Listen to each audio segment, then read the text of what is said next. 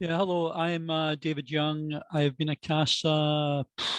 I think I'm in my fifth year now, which is kind of scary. It doesn't seem that long. I have two kids in my current case. It's been going almost 2 years now. Actually, 2 years. It's been going. So hopefully we're going to be moving towards adoption. We'll just have to see how it all goes. Good. Alicia, I believe. Brooks. Hi, I'm Alicia. I was in David's cohort, so I think it's about 5 years. I was just trying to remember how long it's been. I've only ever had one case. I just started my second case though, so hopefully it goes well. But yep, that's it. All right. Anne?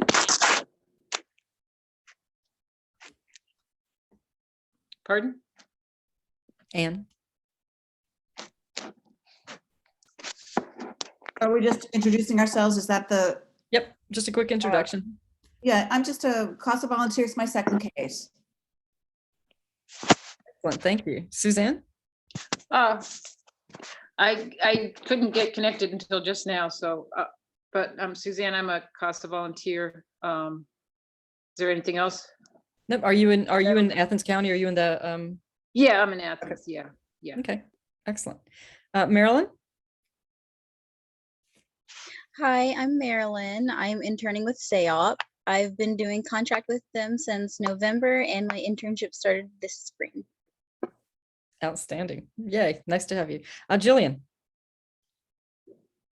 Hi, I'm Jillian. I'm an intern at CASA. I'm new. I've only been here since January, but I'm here for the spring. Outstanding. I think we've got everybody. I think you guys know Tara and Jenny, right? Is that right? Yeah. Okay. Yes, it would just be a couple of people maybe don't know me, but I'm Tara Huffman. I am volunteer coordinator with the Athens CASA Guardian Ad Litem program, and Jenny is the director for the Athens CASA program. All right, and yeah, a few people are trying to get lunch really quickly here as we go, but so we'll go ahead and get started. Let's. My name is Christy Bartman. I am the founder of Eyes Up Appalachia, which is an anti-human trafficking initiative focusing on the Appalachian counties. I work with the Foundation for Appalachian Ohio as my fiscal sponsor, and I also team with SAOP. Tell me, pronounce it better for me, Rachel. Well, that's about it. SAOP. Okay. I say SOP. I just want to say that. And well, that's I've heard both. So you guys on the call can pronounce it any way you want to. SAOP will work for you. And so we're teaming together to do a human trafficking training today. And I'm going to let Rachel and Heather introduce themselves, and then we'll get started. I can go next. Hi, I'm Heather. I am the direct service supervisor for the Survivor Advocacy Outreach Program. And it's so great to be able to do these trainings with all of our community members. So I'm really glad you're all here. We've been working with survivors of trafficking for about 7 years since we started, and have definitely had a number of experiences with those. And I saw Rachel just chimed in that she just got a crisis call, which is the hazards of doing anything with us. That's okay. We'll cover whatever we need to between Heather and I, if Rachel has to take that call. One of the beauties of working with this group is that they have that 24/7 hotline that covers about 9 counties within the area. And that's, we'll talk about that in just a minute. So I'm going to share my screen here.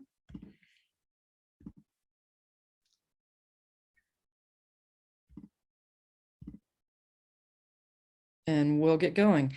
We've got the intros out of the way. We're working also with the human trafficking, the Governor's Human Trafficking Task Force for Ohio. We're working with the Ohio Children's Trust Fund and the Department of Job and Family Services as far as bringing this training to you. So just wanted to let you know that. And I think Tara shared a pre and post test link or survey link. It's not a test per se, just to kind of gauge knowledge. If you guys got that and completed it, great. If not, if you want to just click on it now and knock it out really quickly, that would be great too. It won't take you but a second, and it just helps the grantors understand better, what we're talking about and that kind of thing. So I'm going to go ahead and we're going to work through this. One of the things that I wanted to talk to you about, or kind of give you a heads up about, is that some of what we're going to say is going to be triggering. And I know you are very much aware of some of these issues, and we want to talk to you about it and hear what you're hearing too. And so once I'll put that link in the chat. Yep, in just a second. Okay, good job. Thanks, Tara. But we want to hear from you as well. But if you find any of this triggering, please step away. Certainly, you don't feel obligated to keep your camera on or anything like that. Just, step away and take care of yourself. And as far as that pre and post goes, the first one you take will be a pre-test. So click that. And then with the organization, it's SAOP and ISAP Appalachia for that pre and post test. It's the same test. You would just take at the beginning, at the end. So what we're going to do today, we're going to talk about human trafficking and the terminology associated with it. We're going to talk about different types of trafficking. We're going to learn how to identify some of the traffickers and specifically what we're seeing in Appalachian Ohio. We're focusing on that today, and really, again, want to hear from you as well. We're going to look at recruitment strategies. We're going to look at the factors that put youth at risk for being trafficked. We're going to really hone down on that. Identify red flags that may indicate a youth is being trafficked, and then ways to help and report that. And then identify some of the services that we've got out there that you might find helpful as well. So as the attorney in the bunch, I get the definition. So that's always that always comes to me. So human trafficking is compelling someone to engage in a commercial sex act, labor, or services through the use of fraud, force, and coercion. And so we want to really hone in on some of that terminology. It's really important to understand, and sometimes this is a very broad definition. And when I talk to folks in Southeast Ohio and everywhere else, I'll start talking about human trafficking and what it is, and they'll say, oh yeah, that happens here, but it's not called human trafficking. And certainly individuals, it's very difficult to have someone actually come up and identify as being trafficked. And so we'll talk a lot about that today. But a way to help you think through this is the AMP model, action, means, and purpose. And so with this AMP model, there are a lot of things that are egregious behaviors that are short of trafficking, sexual abuse, so many exploitations, so many things. But to be trafficking, you have to have something in each of these categories. So you have to have an action: induce, recruit, harbor, transport, any action like that by a specific means through fraud, force, or coercion for the purpose of commercial sex or labor or services, which would be labor trafficking. And so you have to have something that fits into each of these categories unless it's a juvenile. So 18 and below, you do not have to prove means. Ohio just came up to the federal laws and the laws of all the other states last year, because prior to that, we had this kind of gray area for 16 and 17-year-olds. But just last year, the law came into play that 18 and below, you do not have to prove fraud, force, and coercion if a child is being induced into commercial sex. So just keep that in mind as we go forward. And so bring out a couple more of those details and play them out for the definition. Sex trafficking is what we see. I mean, what the media sees, what law enforcement tends to see, what the metros are reporting. We tend to see sex trafficking out there, and it's so compelling someone to engage in commercial sex through either fraud, force, or coercion. Labor trafficking, not as easy to see sometimes, definitely not something that we've paid as much attention to, but basically that's compelling someone to perform labor or services through the use of fraud, force, or coercion. And technically, if it's involuntary servitude, debt bondage, or slavery, so having someone work to pay off a debt, and those. And we'll go into more detail on labor trafficking as we go, but I wanted to make sure we highlighted these two specific types of trafficking. And then one more, and we'll turn it over to Heather. There's the terminology is changing. So as we work through this as advocates, and as you see this coming across and go through some of, talk to individuals about this, a lot of the terms that we've heard in the past, like child prostitution or child pornography, really are kind of changing, because we don't want to give the impression, although prostitution is still illegal in Ohio, we don't want to give the impression, specifically with children, that this is their choice, because it's not. So the term commercial sexual exploitation of children is one that we use to cover a range of exchanging anything, sex for anything of value. And then child sexual abuse material, content that depicts specifically explicit activities from a minor. And unfortunately, a lot of what we're seeing is children being recruited in to do videos and things like that. So I'm going to turn it over to Heather now. And then Heather, when you turn it over to Rachel, let's make sure we get Rachel to introduce herself. We didn't catch that. Sounds good. Okay, so if I was doing this training in person, I would ask you this question without revealing the answers, because I think a lot of times the difference between smuggling and trafficking isn't always clear. And a lot of times people view smuggling as trafficking. But I do think it's important to kind of pull those two apart and understand that they are different things. So smuggling is a crime against a border, and it is voluntary. I can, of my own free will, choose to hire someone to smuggle me from one country to another. Certainly that puts me in a very vulnerable position. And there are plenty of stories about people who have started out, wanting to just be smuggled like into the US, and then it turns into trafficking. So it's definitely a risk factor for trafficking, I think, but it's not necessarily the same thing. Whereas trafficking is a crime against a person. It's exploitation based, and it is not voluntary. All right, Christy, can we go to the next one? Cool. Okay, so similarly, I think understanding the difference between prostitution and trafficking, it's just helpful to understand that I think this chart is really good, where you can see where the control is. So, do you have a choice in what's happening or not? Is there a coercion happening that's making it, that's making the choice for you? So we have control in the entry to the work. Like I said, are you choosing to do it? Is someone else forcing you? Over your working conditions, are you allowed to choose where you work, when you work? That's a really good indicator. Who gets the money once the job is done? Does it go to you? Does it go to your handler? There's also people who voluntarily engage with pimps because it makes them feel safer. There's safety in numbers, and they pay their pimp a certain amount of money. But it's still not trafficking, because they still have the option to leave. The pimp isn't necessarily functioning as a trafficker. Again, very slippery slope, very similar dynamics, but there can be a difference. And then do you have the option to leave? Yes or no? So those are all things to just keep in mind. Okay, Christy, I think it's back to you. Or maybe this is Rachel. Is this Rachel's slide? Rachel. Hello. Sorry, y'all. Timing is perfect. I got bumped out just for a second.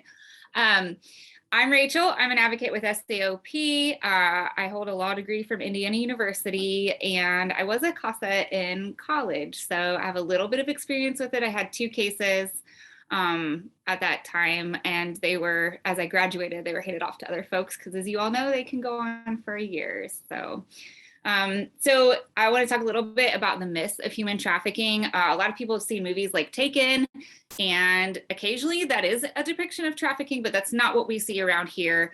One, it's not just females that are trafficked, it's males and females. It doesn't just happen in foreign countries. I get a lot of jokes about oh, don't go to Thailand, you'll get trafficked. It happens here.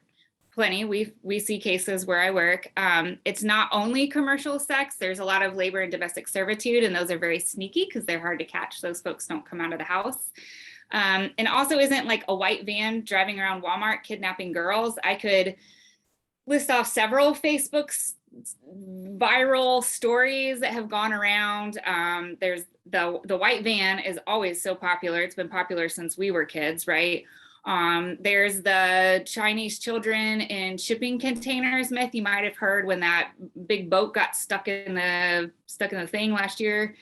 I've heard a lot of stories of someone saying, "Oh my God, I was in this store and this like brown person was following me around. They're probably gonna steal my kid." It's always good to be alert to your surroundings, but that is also a myth and racially motivated. And it perpetuates the racism as well, because that's not the reality. It's not children and teens choosing to enter sex work. We hear a lot of that, oh, you know, I chose this life. Again, as Christy mentioned, there's no such thing as a child prostitute.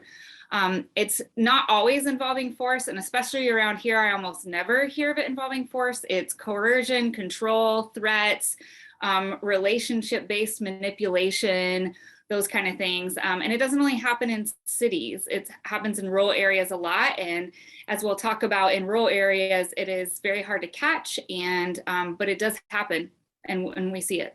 So, yeah. Thank you. And so for those of you, and I know Jenny's on here and she deals with data always, all the time, but honestly, data when it comes to human trafficking is very difficult. If you take a look at, or if how many of you, can I see a short show of hands? How many of you have heard the saying that Ohio is 4th or 5th in the nation? You guys, I see a few hands here. Yes, that is based on the Polaris Project hotline data stats over the last few years. For long time, we were 4th or 5th in the nation per their stats.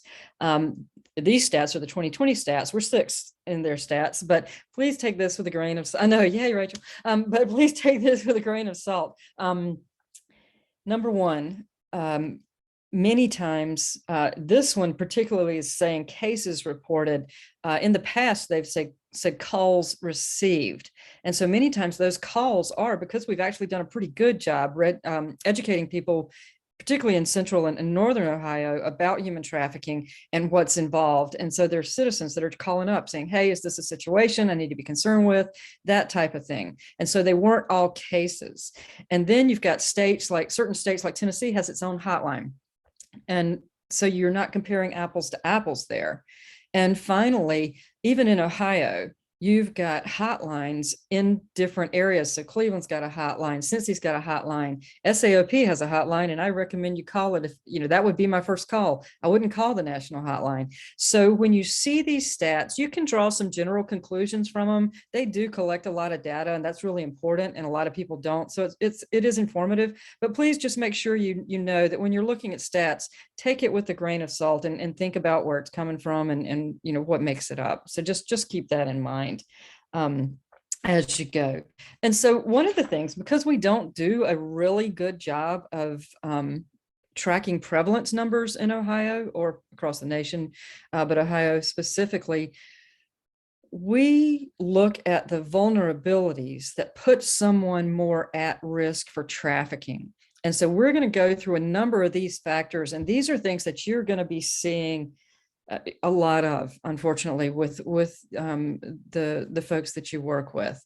And we kind of put this in a context. There's a lot of individual factors, but when we're going through these, think about how they go from the individual to the relationship that the individual's in, whether it's family, whether it's a spouse or a significant other, and then to the community, and then to society at large. And just as we're going through these, just think about these things and the interplay that they're going forward, that we're working with.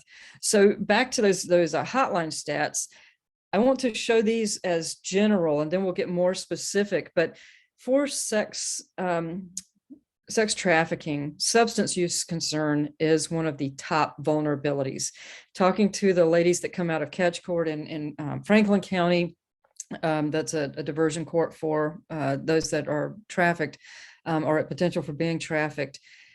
Substance use concern is the number one for 3 reasons. Number one, if it's say a young person that's not using substances, but the trafficker wants to start introducing them and increasing that and making them dependent on them, they start to gain the control that way. So that's number one for grooming. Number two, if someone is already using substances, it's easier for the trafficker to make that in and start providing those substances and then start grooming and reel the individual in. And number three, the survivors that I work with basically say, I use drugs just to get through the day. And so you'll see that as the number one, and I'm talking north of 90%. I mean, it's heavy in there for the sex trafficking piece. Runaway homeless youth is another one, unstable housing, mental health concerns. For the labor, you'll see recent migration and relocation is the number one. And, you can logically, that makes sense. Economic hardships, again, logically making sense. Unstable housing, substance use concern you see down at the bottom, because that is obviously they want them to work. So that is not higher on the priority, but there are a lot of things that come to play and a lot of vulnerabilities that overlap this. A history of abuse. If you look at the ONCAC data,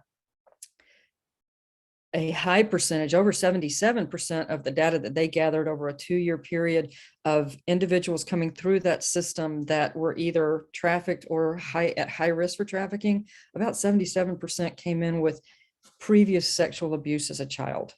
That's a very high vulnerability. More than interaction with more than one government agency. So Child Protective Services, the criminal court system, criminal justice system, foster care, lack of education opportunities. You'll see many things that come to play there. I want to look at this chart because sex trafficking has a number of factors, labor, but you'll see this intersecting area as well. But we'll just talk a little bit about some of these more specific factors. The history of childhood physical or sexual abuse is a strong one, a very strong one, particularly when you're dealing with the juvenile population. Mental health issues or disorders, academically off track. And honestly, as I say this to you, it is a factor, but I can also tell you stories of survivors that I talk to that say, school was the only thing I had that was good. I did well in school. I always did well in school. I wanted to do well. That's where I was happiest. That's where I pleased people. That's where people liked me. So as we say these things, please understand that every single situation is different. Poor self-esteem does tend to come to play where and a lot, sometimes it's there already, but sometimes the trafficker just gaslights this individual and just beats them down and makes them think that they're not worth anything. And so you see that. Runaways, the stats for runaways are generally like 1 in 6 is contacted by a trafficker very quickly. Family rejection based on identifying as LGBTQ or otherwise, very, very relevant. And we see it. It's definitely a population that's under a higher vulnerability. Lives in a shelter or group home. Can't tell you the number of times I hear people say, yeah, they're recruiting out of the group homes. They're recruiting out of the shelters. The traffickers are looking at those areas. Family members who've bought sex or been trafficked. We'll talk a lot about the family situation here in Appalachian Ohio. That's what we see a lot of the familial trafficking, particularly in exchange for drugs. So parents abuse drugs. That's definitely an indicator. Lives in an area with a large influx of cash-rich workers or tourists. When there's that big imbalance, you'll see it. And then history of arrest, we saw that with the juvenile offenses and truancy. You'll see these things, start to overlap. When we talk about labor, we talk about a recent migration or relocation, member of marginalized or disadvantaged community, particularly if there's linguistic isolation, very important. Those areas are becoming more and more identified with trafficking potential. Undocumented or unstable immigration status, that again, makes sense, right? Because they don't want to report because otherwise they don't have their records, they don't have their documents. Unaccompanied minor and a physical disability. So those are the sex and labor trafficking, but let's think about that overlapping piece because there are times, particularly like in massage parlors and otherwise, where there's both labor and sex trafficking. And these kind of overlap in the involvement in the child welfare system, history of running away, lack of social support. And think about that graph, how it goes individual, relationship, community. Think about all that involvement. Poverty, think about the societal aspects, learning disabilities, high number of adverse childhood experiences. If you guys are familiar with the ACEs, that the Appalachian area has a higher percentage of individuals with 2 or more ACEs, adverse childhood experiences, and they equate to these vulnerabilities in a very clear way. Runaways are involved or targeted with gangs. And so you see these vulnerabilities. This is that ONCAC data that I was talking about. We put this up here mainly because of you, because of the audience that we're working with here. This is youth that CAC had a grant that they worked with, and these are youth that came through during that period. And you see that 65% had a history of sexual abuse during this particular quarter that they're measuring here. And then see the history of CPS involvement, including foster care, at 79%. Now, understand when we're looking at these stats that CAC tends to get referrals from CPS and law enforcement. So, these, again, it's kind of that caveat with stats. Understand who you're dealing with and who you're talking to. But this is some of the best data out there that we've seen regarding being able to give us an indication of some of these vulnerabilities and how the broad general understanding is really relating to what's being seen in the counties in Ohio. And I'm working with Seth Boughton out of CAC. He's their data innovation guy, and working through the Foundation of Appalachian Ohio to try to do a survey over the next couple of years to gather more specific data on our area. But just to kind of give you a visual, so think about it this way. So you see the Appalachian counties here. This is a well-being dashboard, and it incorporates poverty, unemployment, percentage of students receiving free and reduced lunches, and 4-year high school graduation rates. And the darker the county, the higher the overlap of all these negative indicators. And these are vulnerabilities that put someone more at risk. Again, none of these is going to say somebody's being trafficked because they're impoverished, but as you layer these vulnerabilities on top of each other, you start to see that it makes someone more vulnerable. And so you can see the Appalachian counties in this map are all the darker areas that have more of these vulnerabilities. I'll finish with one more, a couple more maps to show you, to give you a good idea.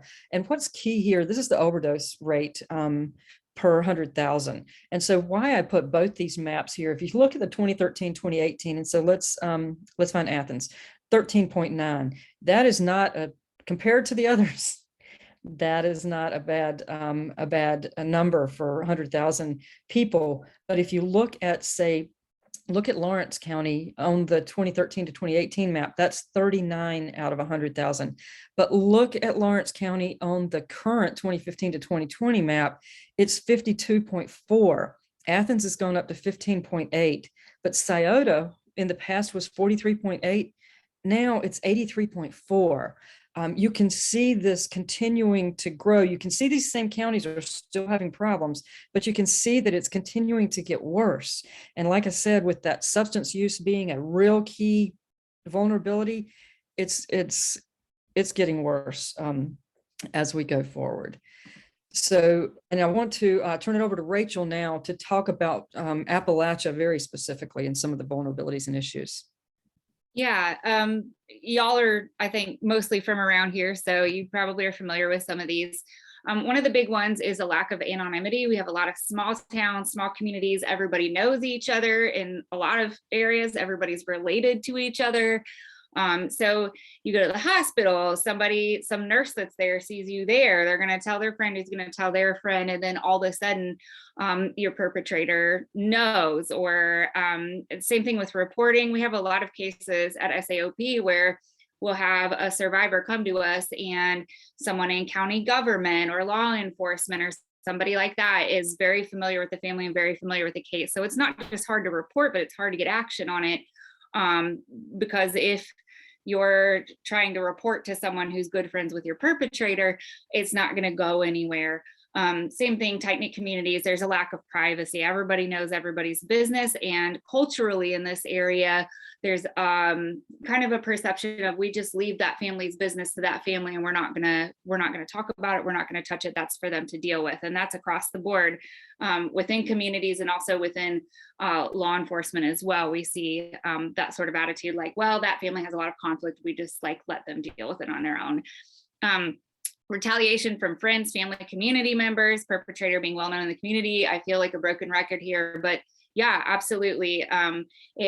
If the friends, family, and community members, especially if they're high placements, they're, say, related to a county commissioner or a prosecutor or something like that, it's not just that reporting may not go anywhere, but it's also that you could be potentially re-victimized by these folks. And just as a side note, it's very hard to prosecute most of the cases we deal with in general, not just trafficking.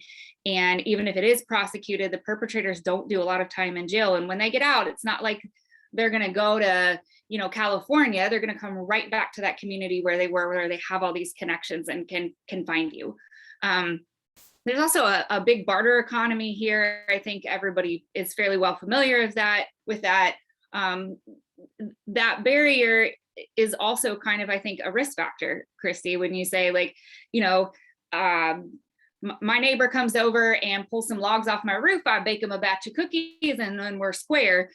In some of these communities, that happens with drugs and sex and those kind of things, and the lines get very, very blurry. Geographical separation is a big one. When I'm working with survivors across the board, I'll say, oh, do you have any neighbors that can keep an eye out for your perpetrator? And they're like, no, I live by myself in the woods. Or I live really out in the country and my closest neighbor is half a mile away. It's very hard to get help. And even if you are able to get away, it's a very long way to help. And the same thing, it's a very long way for help to get to you. I work primarily in Hocking County, and there are some days that there are only 2 sheriffs on duty for the entire county, which can be really difficult for people to get services, particularly in these counties where there is not cell service in a big chunk of the county. And the last thing is lack of training. I will illustrate that with a story if we have time, Christy.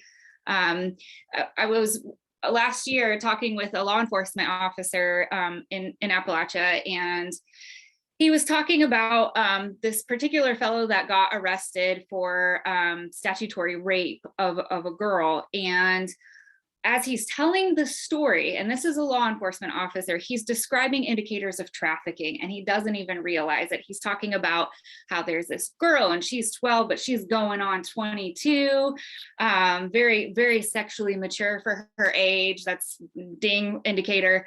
And then he's talking about how she like ropes this guy into a corner and shows him her boobs. And then she's like, but I might tell somebody that you've seen my boobs. And then eventually it escalates to where she's having sex with him.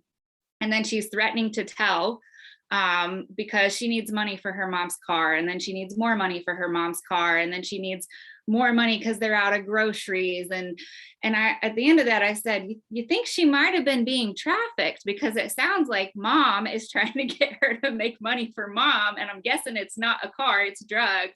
And he was like, oh, because that training isn't out there to recognize this as trafficking. And just a few weeks ago, I had a conversation with a law enforcement officer about trafficking, and he said, well, the last case we had was a couple years ago, some Guatemalan lady. And I said, oh, well, what about these drug cases where, and he's like, oh, so, it's not being recognized as such because there's not enough training for them to recognize it. And thank you, Christy, for letting me tell those stories, because I feel like they're very relevant to this area. Oh gosh, we could all tell so many stories. The Southeast Ohio Human Trafficking Task Force has just been formed about 6 months ago. And one of the guys came out of the drug unit, and he said, oh my God, I would just bust down doors, I'd get the drugs, I'd get the guns, and I'd make the arrest, and I was done.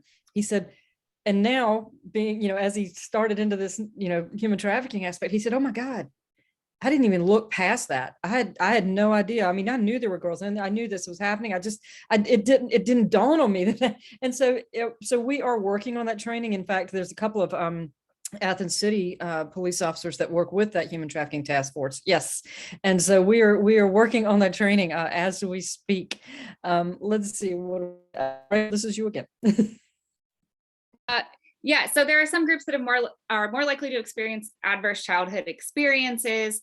And I just want to bring up some of these because they're sort of tied in with some of the myths, right? One is Black, Hispanic, Latino, or multiracial people. There's also generational trauma and just community trauma within those groups. On top of what I alluded to earlier is that there are a lot of racist myths around trafficking. One of them is that traffickers are people of color. That's actually not true. They are significantly more likely to be victimized or to be pulled into trafficking as trafficking victims than they are to be the traffickers. If you look at the statistics, it's just absolutely astronomical, big risk factor there. People with less than a high school education, again, it's about an earning power and factors. If they're missing school a lot because they're having a lot of ACEs at home. Same thing, poverty, people making less than $15,000 a year, people who are unemployed and unable to work, again, higher rate of ACEs. And of course, the last group, and I do want to touch on this, is LGBTQ community. A lot of that, I would say, is because of families being unaccepting of them and the kind of things they have to endure with that, and also communities being unaccepting. They have high rates of runaway homelessness, which, as we know, is a factor for trafficking.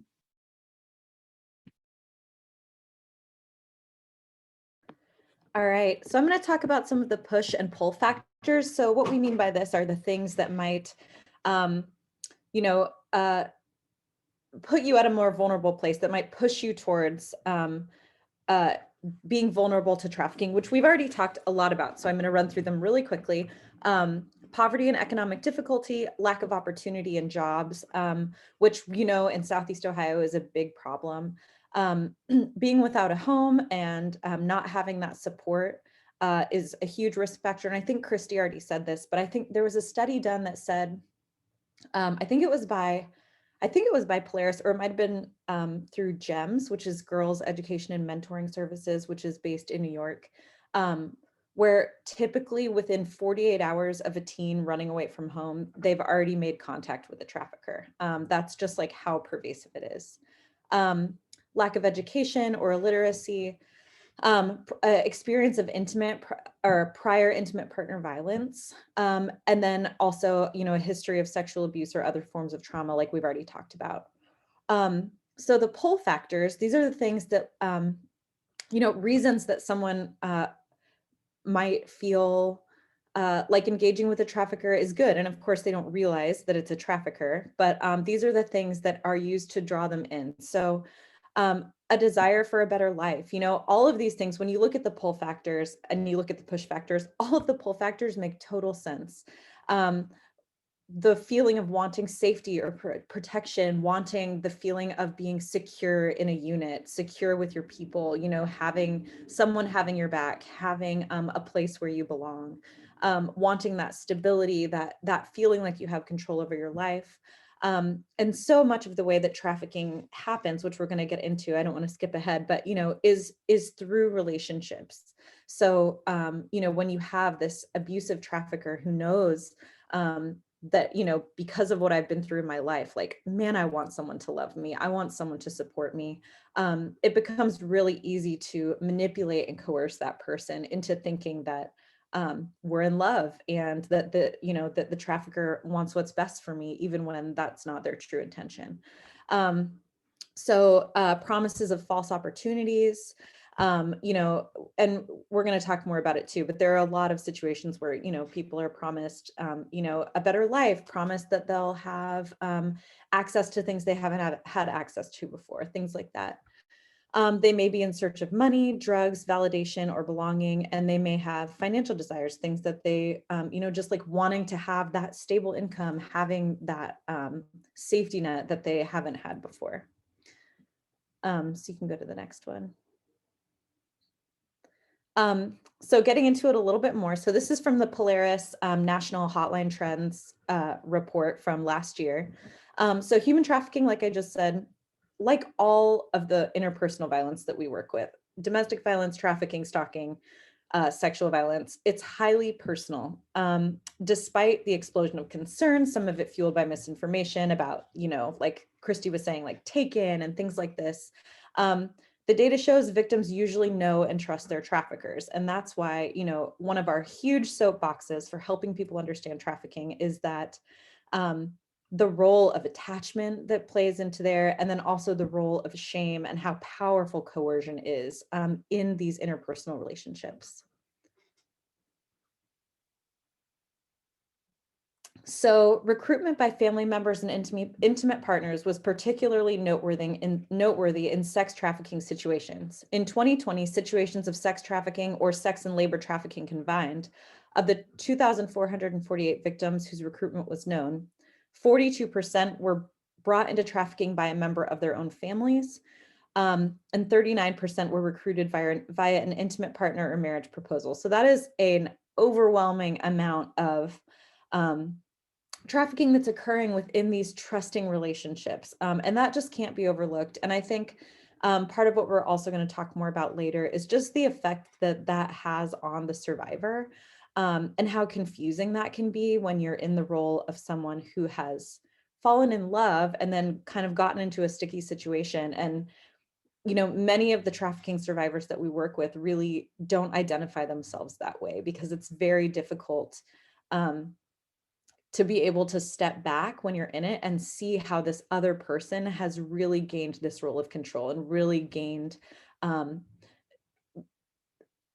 access to, those deep parts of you that then make it easy for them to have the survivor doing whatever they want. Next one. Okay, so in labor trafficking, by contrast, of the over 1,500 victims whose recruitment was known, 69% were recruited by a potential or current employer, 15% were recruited into trafficking by a member of their own families, and 5% were by an intimate partner. So this one is much more oriented around doing specific work. Friends and family who know something about the victim and the situations they're in are also the most likely to find the way to be the way they're connected to help. So this is for when it's labor. Which is really amazing, because a lot of the ways that labor trafficking works are through really complicated recruitment strategies where certain populations of people are targeted and then, asked to do a very specific job. Often it has to do with crossing borders. And then the employer, once they bring the workers over into their country, holds on to all their documents, maybe cuts off their communication, maybe starts to charge them for their living spaces that maybe were previously promised to be included in this like really amazing job opportunity where they could send money back to their families.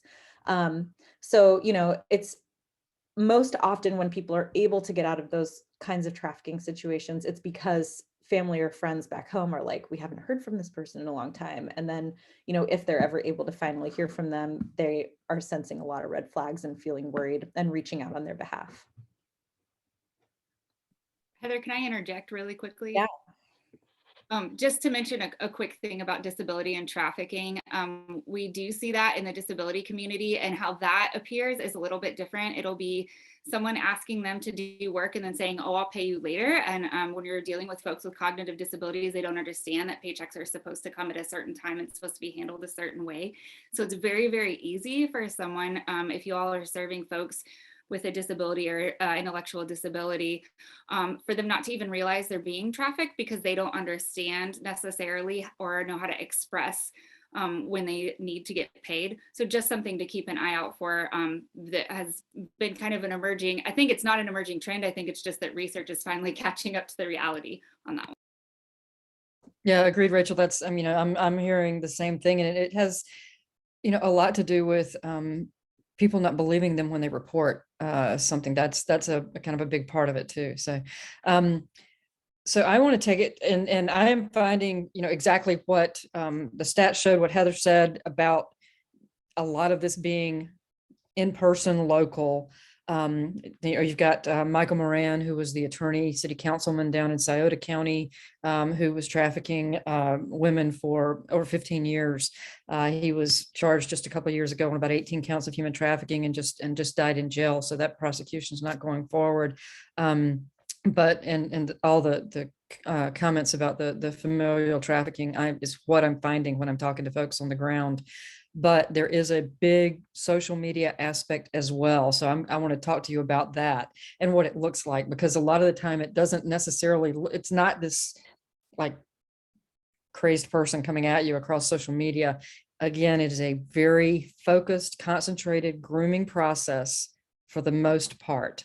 And so think of it this way. You've got, and the trafficker can be a male, trafficker can be a female, trafficker can be trans, whoever it is, can be any age, or the trafficker could be recruiting somebody of a younger age or a female to help recruit, or that person on the other side of social media, as you all know, may not be who they say they are.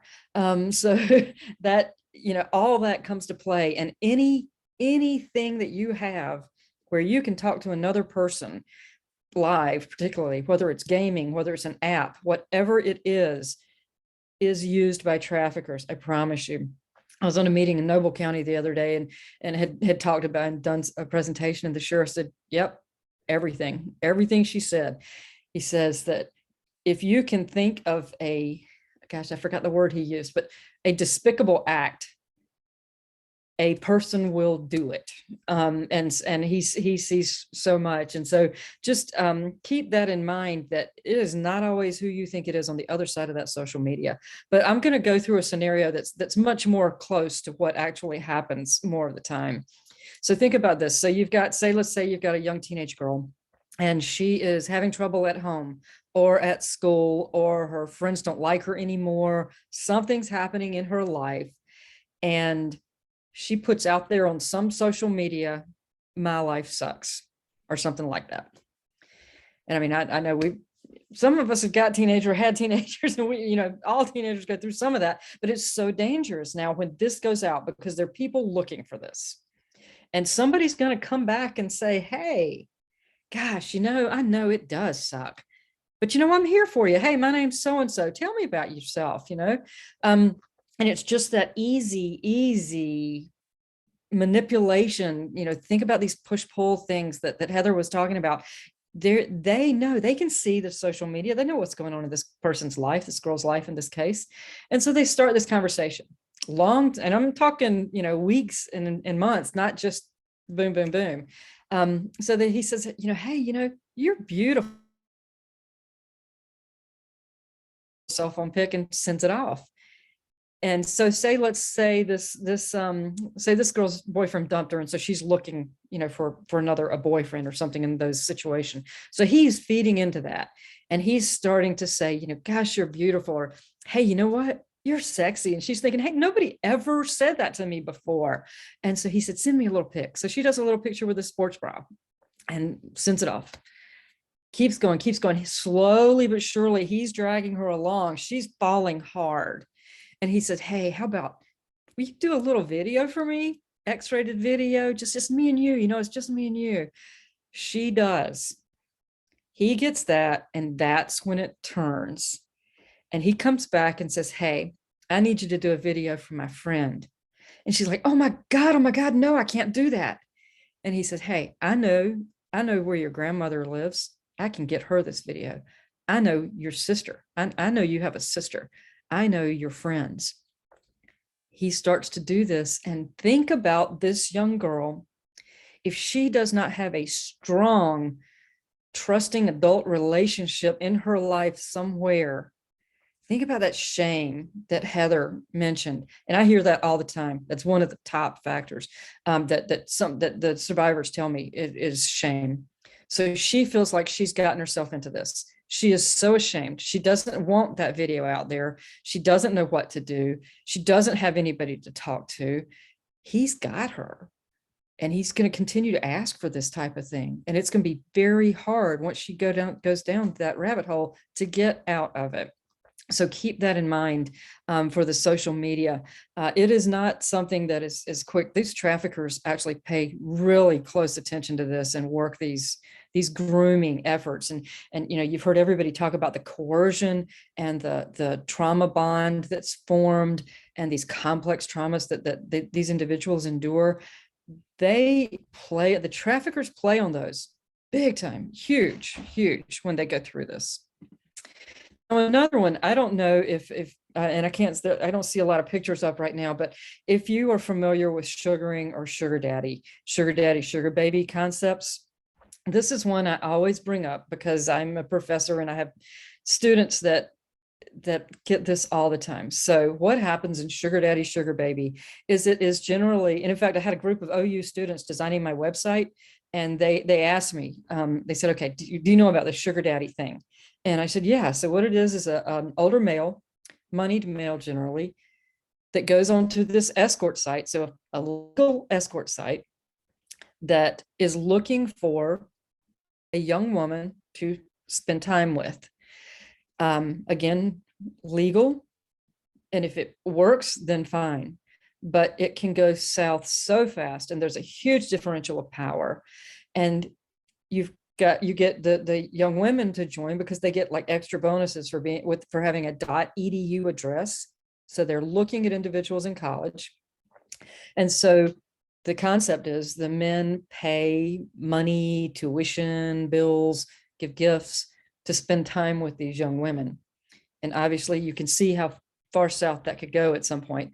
But the students from OU were saying, yeah, we get those all the time. And I said, seriously, send me one when you get it. And this one on the left is the very next day she sent this. And here's what it typically looks like. It says, hello, beautiful by name, or I'm so-and-so by name. I find it indeed a pleasure sending you a message. If you wouldn't mind being my sugar baby, I'm ready to spoil you with $300 weekly allowance and also take care of your bills. Now think back to those push-pull factors that Heather was talking about. You've got somebody that's impoverished, trying to get through school, trying to pay the bills, or trying to buy drugs, whatever it is.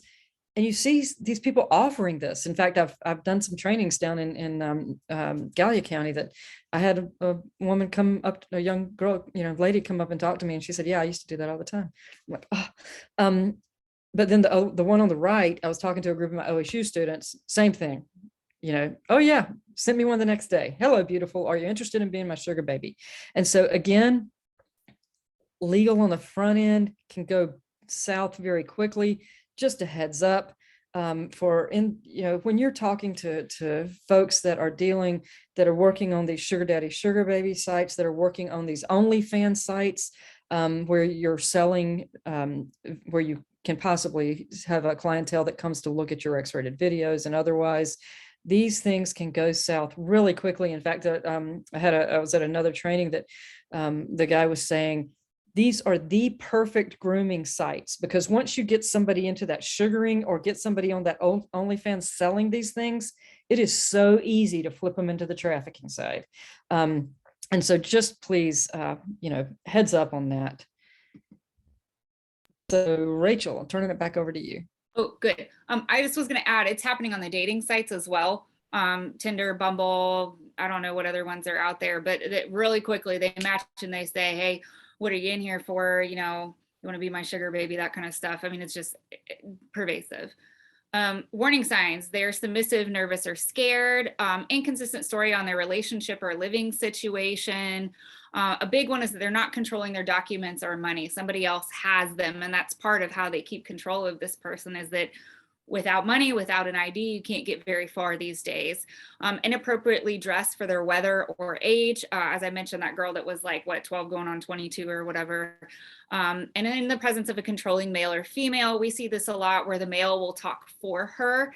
And she might be sitting there agreeing or might not. Also, as mentioned, if there is a language barrier, sometimes the trafficker might say, oh, they don't speak English, I'm going to speak for them. So it can seem really innocuous, but you've got to look out for those signs. Any signs of physical, mental, or emotional abuse, they might say, oh, I fell, oh, I ran into this thing. They've just got some bruises that aren't matching up. Not able to come and go when they want to. They don't have freedom of movement. If they have a lot of key cards, prepaid cards, or a cell phone, especially with high schoolers, when they have this kind of stuff and you're like, they probably shouldn't have that. Those are some big warning signs. I want to jump in with you on this one too, Rachel. I work with a sexual assault nurse examiner, Ruth Downing, when I do a lot of trainings. And to give you an example of in the presence of a controlling male or female, think about someone, say a young boy coming in with an older woman into the ER or a clinic. And they walk in, and so he's got a broken bone or something. But this older woman is doing all the talking the whole time. Yeah, he's here for this. He just needs drugs. We just get out of here. Let's do this. And so Ruth says, never underestimate the value of a good urine specimen. And so what she means by that is it's a way to get to separate that boy from that controlling woman. And the question is not, are you being trafficked? But the question is, are you safe? Is there anything that we can do for you?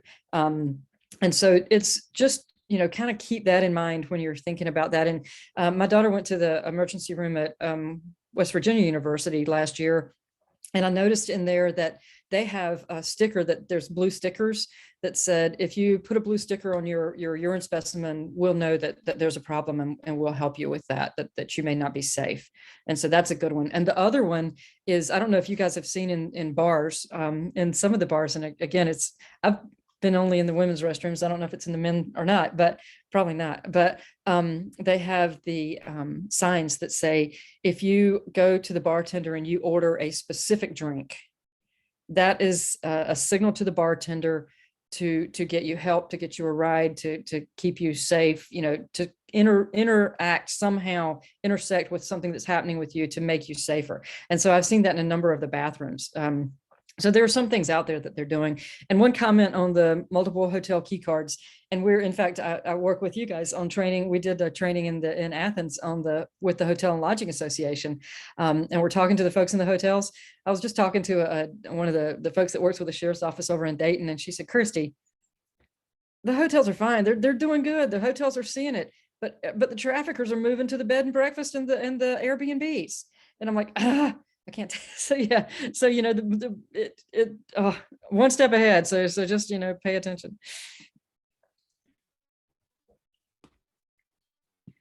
Talking a little bit about branding. Not all abusers or traffickers are going to brand their folks, but they are doing it. It used to be that they would put a barcode or initials or their name.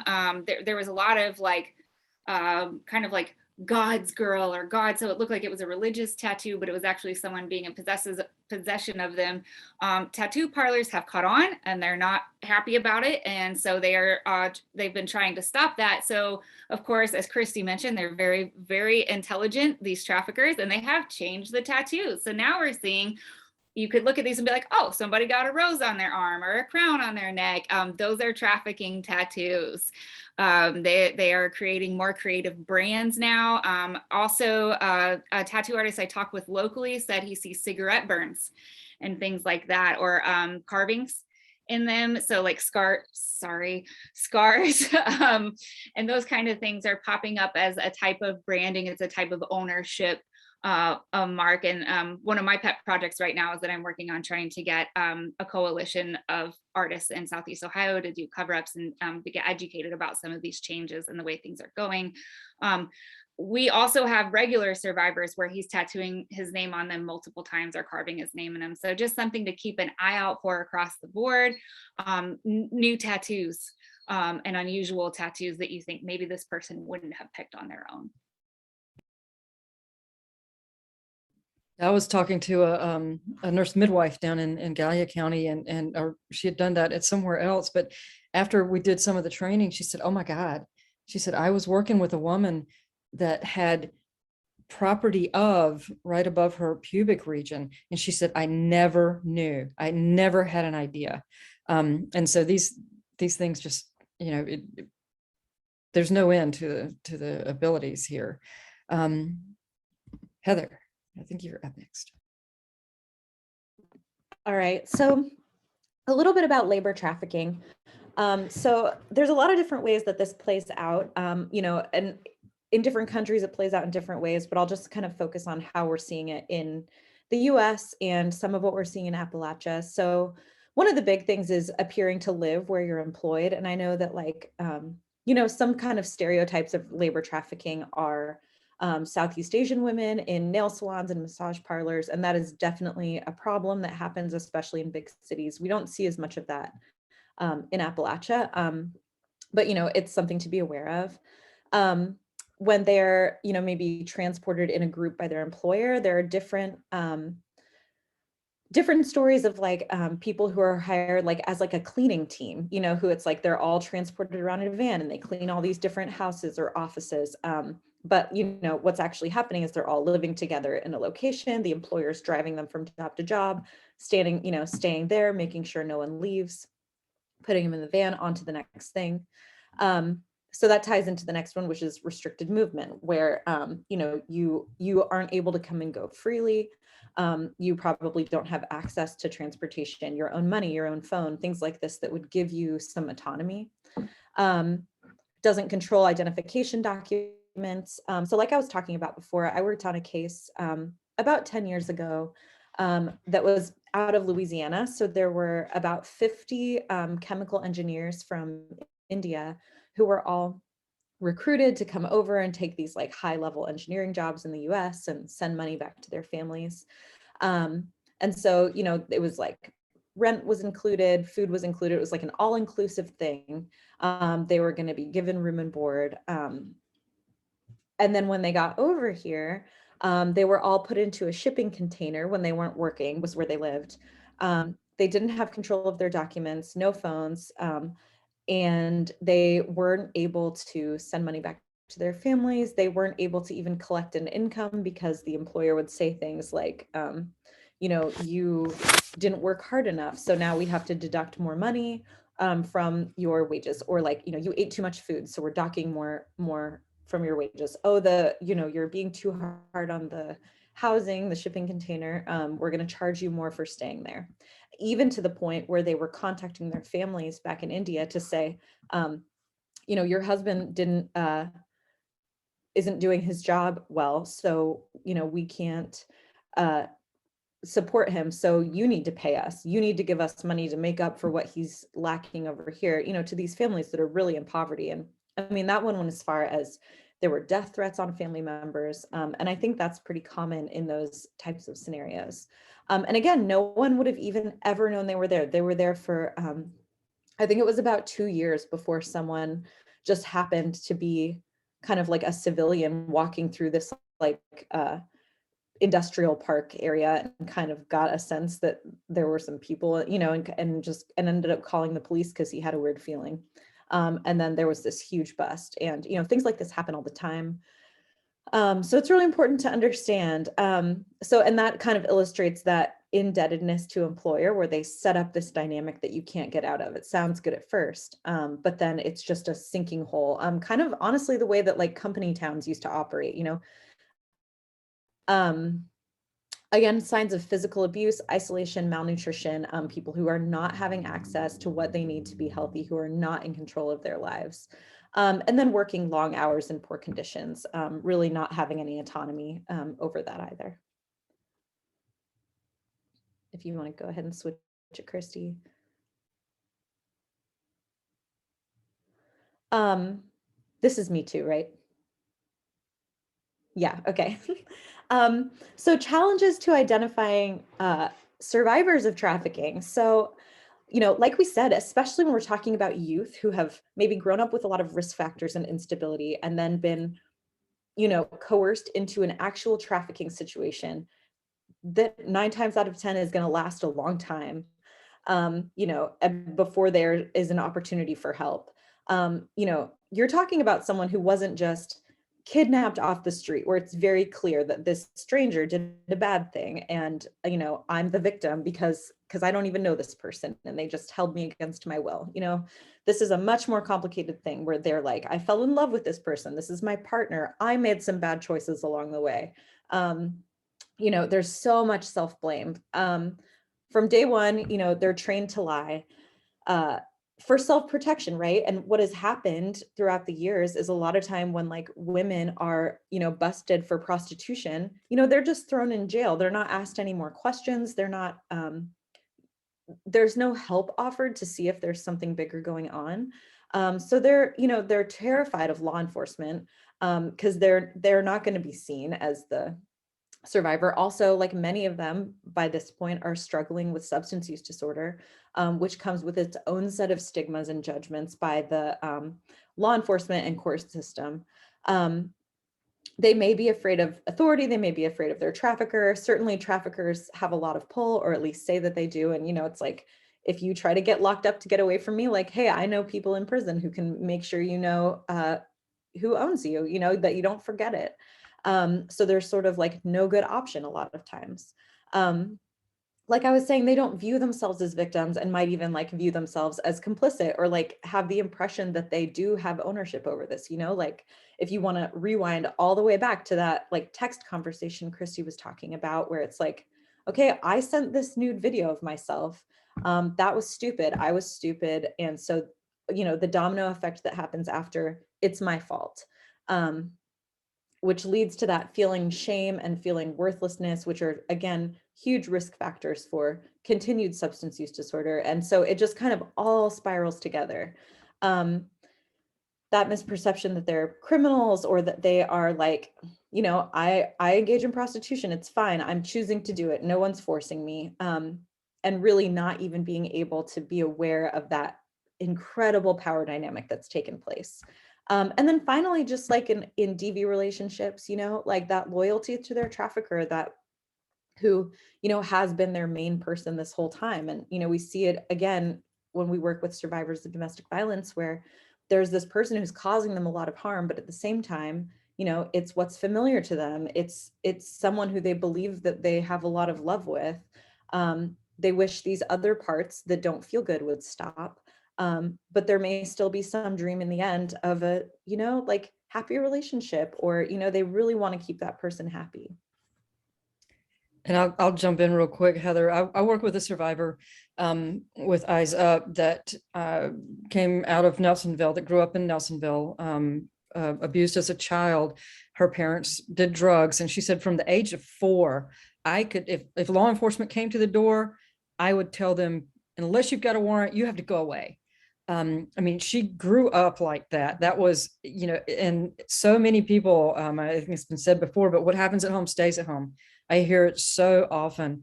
And to fear authority, or to not trust, maybe not even fear, but not trust authority figures. And so it makes it so hard to tell somebody.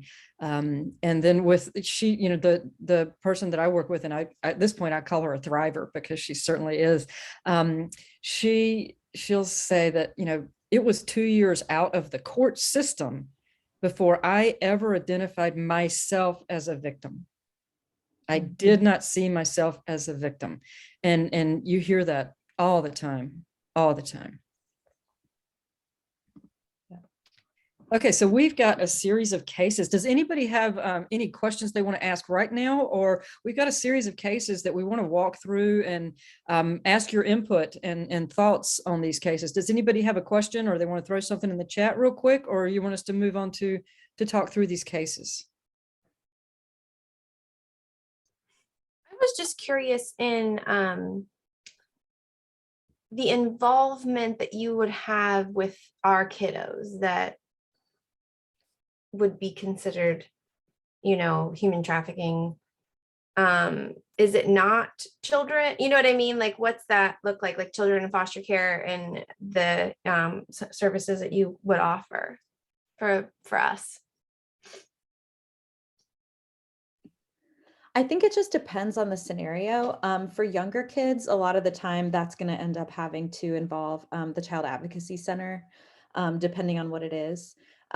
We're certainly a great place to start as far as figuring out what the options are. For older kids, you know, with teenagers, we've been able a number of times to provide some advocacy. We can help you know, figure out what the options are, because it just, there's so many different ways a case could go. It could be that someone wants to report to law enforcement, and then that starts a whole cascade of things that could potentially happen. Or maybe they don't, and they're just like, I need to find a safe place, I need to find support, I need to have help, you know, identifying some key people who I can trust.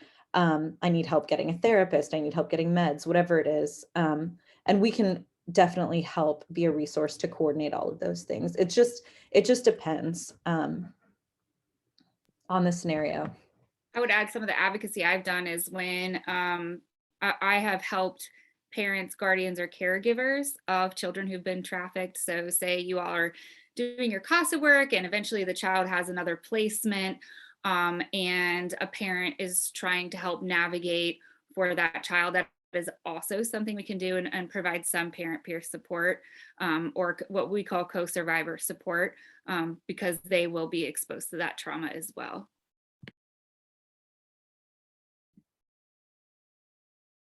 All right, thank you. So let's look at the case studies, and I'd like to, you guys just can unmute and jump on and comment. I'll read them just so that you have them both. You can read them and I'll read them so you're listening if you're doing something else at the time. But basically, Jamil is 14 years old, lives with his mother in an apartment. Even though she works 2 jobs, his mother struggles to make ends meet. He spends a lot of time at home alone, and the landlord often asks him to help him with some projects around the building to keep him busy. For the last 3 months, while they were hanging out, the landlord makes Jamil perform oral sex and sometimes takes pictures of him during these sex acts. The landlord told him and his mother that he would not evict them as long as Jamil keeps hanging out with him. Is sex trafficking occurring in this situation?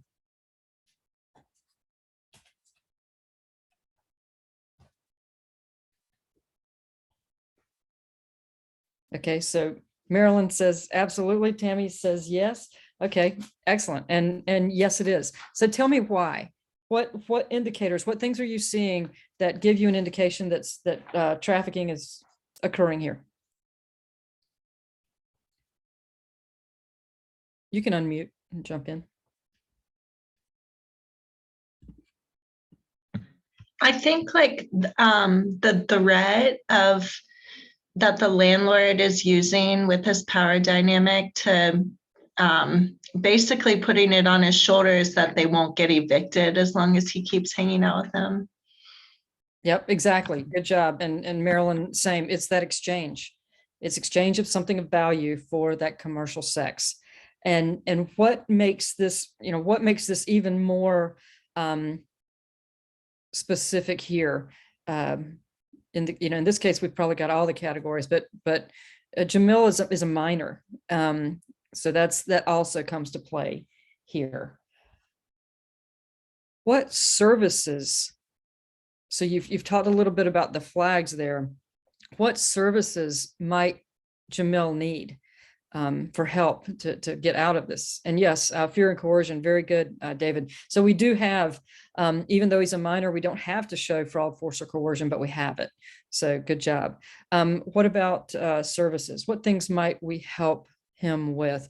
And just to remember, a lot of the folks coming in through with you, the CASA children are coming already through the court system and otherwise. So they've already, there's mandatory reporting. They've already been reported. They're already within that system. And you are, like Tara asked, coordinating with different services. What are some services that might be helpful here?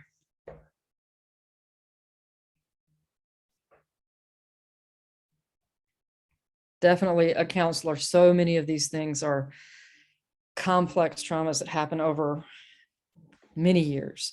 But yes, counselor. What else? Since it looks like there's a lot of multiple issues going on here, you'd probably want to refer the family to some sort of housing or employment services so they wouldn't have to be back right in that situation, even if they do manage to leave.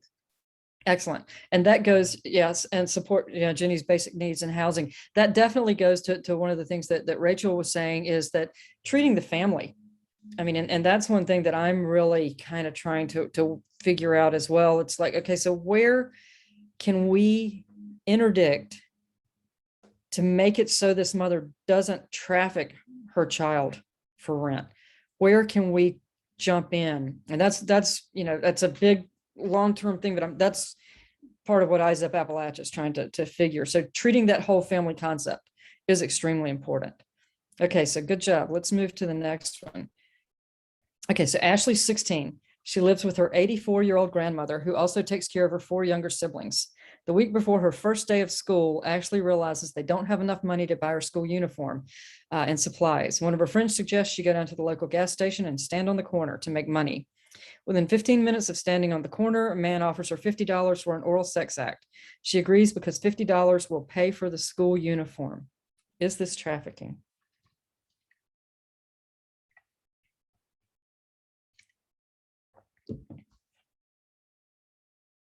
Marilyn says no. Does anybody else have a comment? Tammy says no. Look at the age of the child.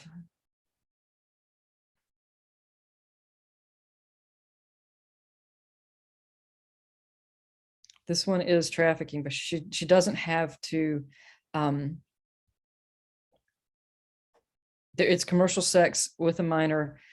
She doesn't have to have fraud, force, or coercion in there because she's a minor and there's an exchange of commercial sex for money. In this case, it is trafficking.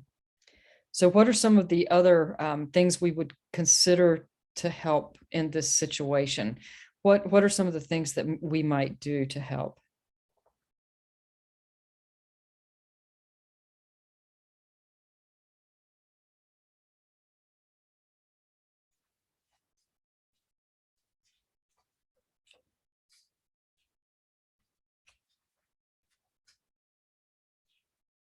What could we provide? The most immediate intervention would be inquiring about some sort of school voucher about the uniform.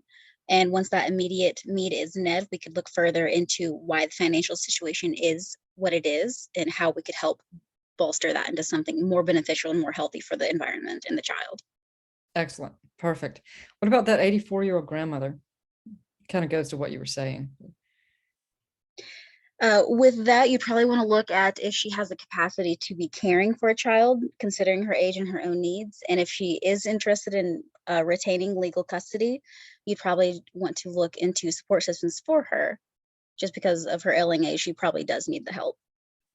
Excellent. And the housing issues, David mentions the housing issues with her taking care of 5 young kids as well. Certainly things that we would all want to take a look at. Heather and Rachel, anytime you guys want to jump in with any other things that you're seeing in the area, please feel free. You know, when I read that, it reminded me of a So- case. Of a case. So John is 15 years old, lives with his mother, Mary, and 2 younger siblings. John helps his mother take care of his siblings and has few friends. Mary has always struggled to maintain employment and has recently turned to selling prescription drugs to pay their bills. She started using the drugs she was selling and is now forcing John to help her sell drugs. Mary will not let John attend school and says John must help pay the rent.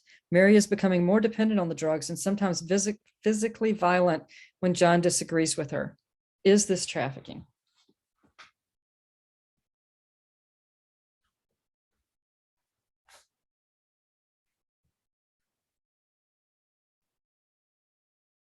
Very good, Marilyn. Excellent. And that was going to be my next question. What type of trafficking? So yes, this is labor trafficking. Tell me about that. Tell me what you're seeing here.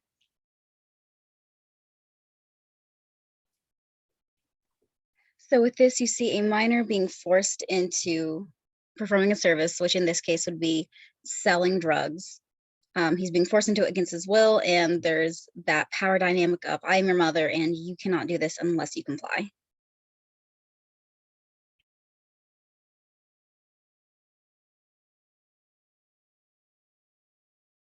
Ooh. Sorry, I was rereading the prompt. With that, I believe that would even be a legal matter because he has to attend school. Good job. Excellent. What services might we do? What might we do to help? With this, you definitely want to look at drug referral counseling, possibly emergency custody if it's necessary. Maybe family counseling would work here as well. You'd want to get help with finances, maybe get job training. Excellent. Rachel or Heather, any comments on anything you're seeing that's similar? Okay. I'm hearing particularly a situation, say with a youth that is, so a family has a daughter, underage daughter, lives at home. Daughter has a boyfriend. Boyfriend moves in, helps pay rent. Juvenile daughter says, you're done. I'm done with you. I don't want you here anymore. Family says, no, you need to continue to see him because he's paying rent. You're starting to really kind of lean over into trafficking in that area as well. So some of these things are very subtle lines that are not easily recognizable. So here's one that's another labor trafficking situation. That's another example of labor trafficking here. Kevin was recruited by a crew member who came to his door selling magazines. When Kevin revealed that he was experiencing financial difficulties, the worker offered Kevin a job with a signing bonus. The crew that Kevin joined was under the control of several managers, all of whom openly boasted about their arrest warrants. These managers would frequently compel the crew members to work from 8 in the morning until midnight, require them to reimburse the business for lodging and gas costs, and would only pay members if they met their daily quotas. Members who performed particularly well typically paid in drugs instead of cash, and Kevin never saw the signing bonus he had been promised. Kevin reported to the National Human Trafficking Hotline that all the workers he interacted with while on the crew said they wanted to leave. However, they were afraid because of their managers' reputations. Workers did not try to leave. Who did try to leave were often beaten severely, and in all cases were sexually assaulted by either the manager or senior salespeople.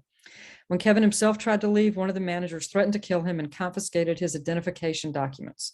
Okay, so I already gave it away that was labor trafficking. Talk to me about some of the indicators that you see here. What makes this labor trafficking, and what are you looking at? Particularly given that in this case, Kevin may not be a minor.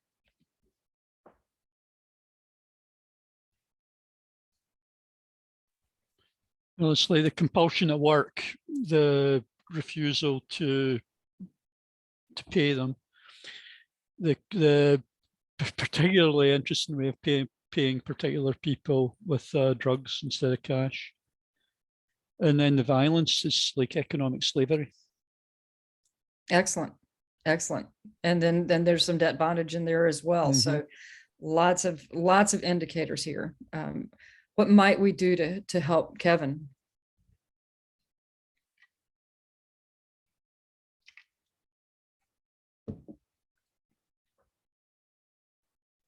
I think this is a very difficult one because he's, you know, as you say, we don't know if he's a minor or not. So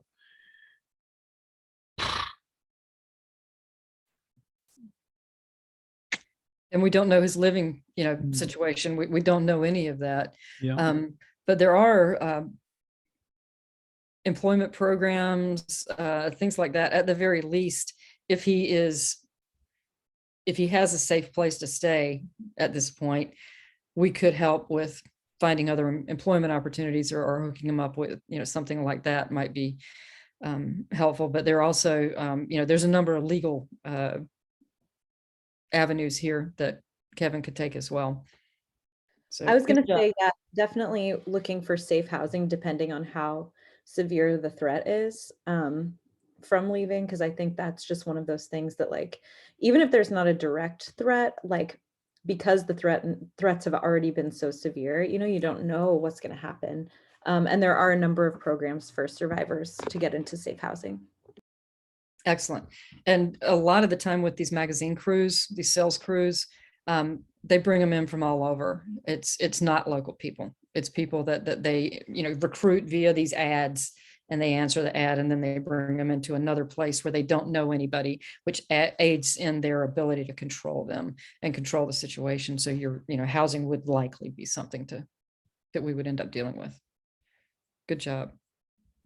I would just add that these magazine rings, I have had those people come to my door here, that they are active and prevalent in our area. So we've got one or two more cases I want to go through with you. Sarah's a 17-year-old Caucasian female who grew up in rural Ohio. She ran away from home a few times because her mom and stepfather drank a lot and did not pay attention to her.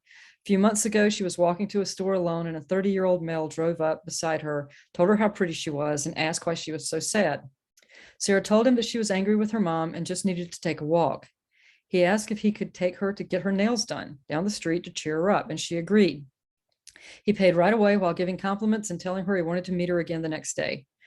For the next 2 months, he picked Sarah up and took her to eat, had her nails done, and continued to act like a loving boyfriend. They both began calling each other boyfriend and girlfriend, spent a lot of time together, and he asked Sarah to move in with him.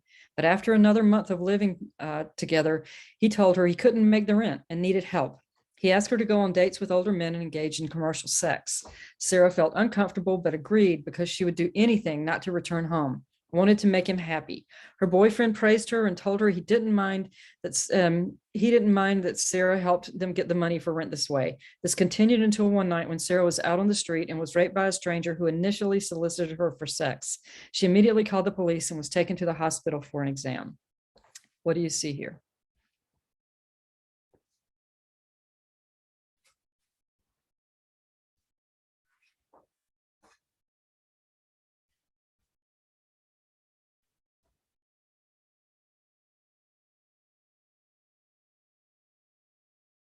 Okay, so Kara, yes, it's an exchange for commercial sex. Definitely, she's a minor.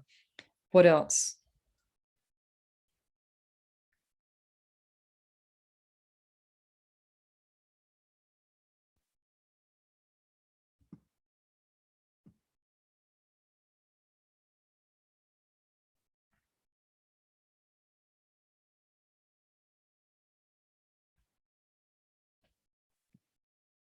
Can Do I? we see? Oh. Okay, so she's in a position where she's dependent on him. Very good, Kara. And you see him grooming her. You see him making this happen.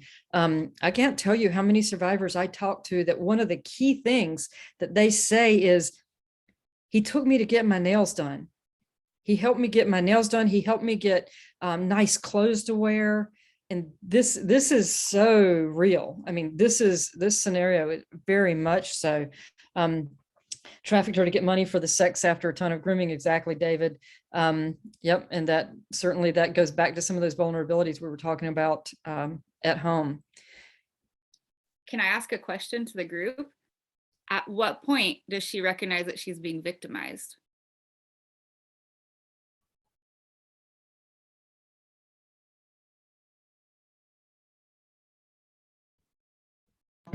I think not until after she was raped. And who does she think is the perpetrator? The man who raped her, not her boyfriend. That's, and unfortunately, you see that as well. But it says, at one point she felt uncomfortable, but agreed, because she wanted to make him happy, but she was contributing to the rent situation. I hear that a lot as well, particularly in the familial trafficking, when you're talking to someone and they don't see it as trafficking. They just see, okay, well, this is my contribution to the family's rent. Otherwise, we'd have been out on the street. What are you supposed to do? I hear that frequently. So last case we'll look at. Chanel's 11 years old and lives with her mother, Crystal. Crystal has suffered from an opiate dependence for 3 years, and she no longer has the financial resources to support her addiction. Desperate to prevent withdrawal symptoms, Crystal asks the person from whom she usually buys heroin if there's any way she can acquire the substance despite having no money. Her dealer replies that Crystal would allow him some time with Chanel and promises he'll be gentle. Crystal invites her into her home and leads him to Chanel's bedroom. Crystal locks herself in her room to get high and blasts her music to avoid hearing the sounds of her daughter's assault. She promises herself she'll get sober and never allow this to happen again. Trafficking?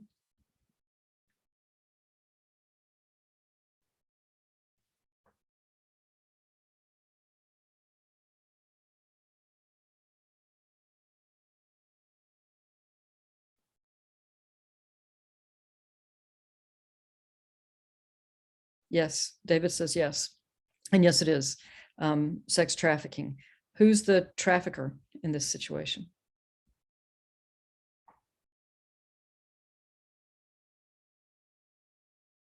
The mom. Yeah, Tammy, that's the case.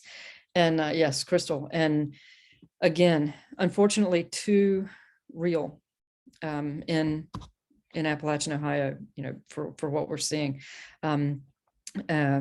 Again, if anybody has thoughts, to reach out to me on how we can interdict in some of these situations to keep this from happening. But great job. I want to tell you just a couple. I want to go through a couple of real examples as opposed to the hypotheticals that are out there in Appalachian Ohio over the last few years, and then what you can do about it. So this first one on the right, Lori Henry. So this is in Zanesville in 2017. And the situation here is you've got a young girl, 8 years old, who is already in an alternative school. So she's been acting out, having trouble in schools. And right now she's having trouble getting an assignment in. And this teacher asks simply, what can I do to help you get this assignment in? And the young girl says, I don't want to go to that man's house anymore. And so CPS comes in, counselor comes in, everybody comes in. Turns out that this mother was trafficking her 8-year-old daughter to the 70-some-year-old man's house on the weekends for less than $50 and a pack of cigarettes. And so this was one of the first prosecutions in that area, but very much an example of the familial trafficking. The upper left, another example that's ongoing. This is in the middle of being prosecuted right now. It's down in Scioto County. The family of 9 was arrested, family members in connection to trafficking. And what they were doing was offering drugs primarily, some money, but mainly drugs, in exchange for individuals to bring their children to them so they could exploit them, abuse them, video them. And it was in exchange for money and drugs. And so the FBI can't talk to me too much about it right now because it is in the middle of prosecution. But basically the agent just said, Christy, this is just pure evil. I can't describe any more than that. It's just pure evil. And this is ongoing. On the bottom left, the Attorney General in the state is really working very hard to focus on this. In last fall, Operation Autumn Hope, they found 45 missing children and 109 human trafficking survivors rescued. You kind of have to read between that headline there. On the one hand, we don't, those of us in the advocacy field don't necessarily use the term rescue anymore. It's more of a walk alongside, help them with whatever resources they need to make the decision themselves to come away. Law enforcement, however, can rescue. And so what happened, the human trafficking survivors were likely charged with prostitution since it's still illegal in Ohio, but at least a lot of the law enforcement, particularly the human trafficking task forces, understand, and they bring in all the agencies to help and offer services. So we're seeing much more of that. This one on the upper left, high-end suburbs in Franklin County, Hilliard, Dublin. It was a sting, and it's not human trafficking, but it's going towards ending demand. So trying to get at the Johns that are purchasing the sex. And so what a detective acted as an underage girl, veiled offer of sex through on the internet. They did 100 arrests back to back. These guys coming to the hotel to have sex with who they thought was an underage girl. Happens all. Unfortunately, the task force, person lead said, Christy, I could do this day in and day out, all day, every day, which is frustrating and infuriating, but it happens. It's not trafficking, but if you can end that demand, it will help on trafficking. Same with some of the counties are doing this, like name and shame. You see that middle one where they're publishing the names. In fact, Cleveland just had, for our folks from Cleveland on here, just had a sting operation, came out like yesterday or day before, to arrest a number of Johns. But this is name and shame some of the times. And so you can kind of see this both ways. You can see, yes, this is one way that might deter this action. On the other hand, these men probably have children in the school system and otherwise. And so you impact a whole lot more people than just these guys. So it's something to think about. Just heard something about a multi-county bust in Southern Ohio for human trafficking, and it was recent. Any ideas on that? That might actually be what you just mentioned, and it was up there instead of in the South. I had just briefly heard about it, so that might be it. It just came out. Yep, it just came out. So that's probably it. And then, this is multi-state, particularly this online stuff. So the agencies are working together. The law agencies are working together on all this. And one of the ways we work with human trafficking or deal with human trafficking in Ohio is through anti-trafficking coalitions. And if you take a look at this map, we use coalitions in Ohio because it's local. I mean, trafficking looks different in different places. And we've talked a little bit about what it looks like in Appalachia and, versus what it looks like maybe on the street in Franklin County in Columbus. But you can see all those different coalitions, and you can see that they are formed around different areas and different counties. But you see all those white counties there? That's half of Appalachia that is not represented by an anti-trafficking coalition. Now, the anti-trafficking coalitions are generally made up of law enforcement and churches and schools and family first councils and advocates and a number of courts, many different people that address this. But what we found in these counties is that they do have coalitions. There may be opioid coalitions, they're suicide coalitions, but they're still made up of the same people. So you see those, the Gallia and the Belmont counties have new coalitions here on this map. And what's happened there is they've taken a previous coalition or a current coalition like the Gallia Coalition for Prevention and Recovery and added a subcommittee on human trafficking. And so they now have a focus. It's not, they didn't change anything or have another meeting for all the same people that are already meeting, but they've added that. And so we're working with individuals in these counties. That's one of the things Eyes Up does, is kind of access the middleman, because our state has the Governor's Human Trafficking Task Force that does amazing work at the directorate level and throughout the state. We have the Attorney General's Office Human Trafficking Initiative, again, amazing work, great resources, great training potential, particularly for law enforcement and courts.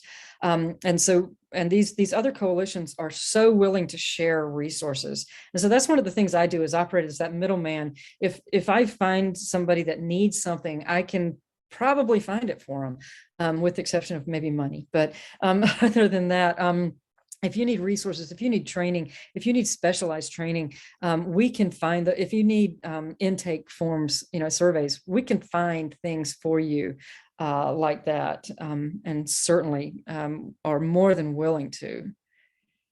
And Heather, I'm going to turn it over to you, what individuals can do specifically.